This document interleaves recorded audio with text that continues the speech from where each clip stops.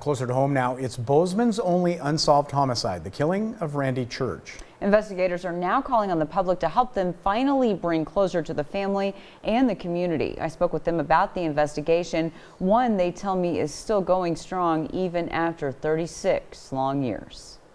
On a cold, snowy February day in 1985, Randy Church, an MSU student, went to work at the Pizza Hut on Bozeman's Main Street just as he'd done dozens of times before. It would be his last. Sometime when he was working in the restaurant alone as the shift supervisor, Randy was shot. We're hopeful that someone somewhere knows something.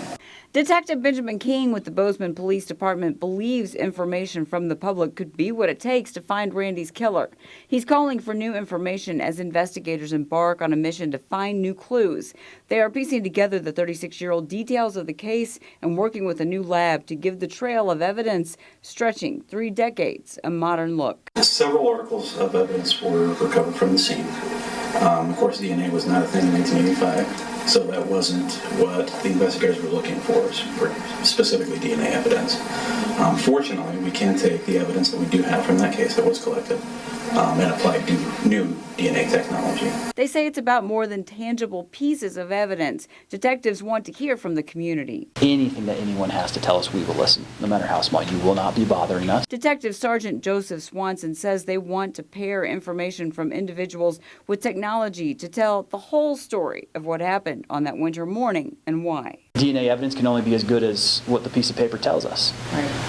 And it's certainly, we want to find out what a motive was or what all those other specifics are behind it. Detectives tell me it's a case that hit Bozeman hard, one many here still remember, but no one shaken harder than Randy's parents and his siblings. The family is from Havre, and now police want to bring them peace. As an investigator, I have to remain objective.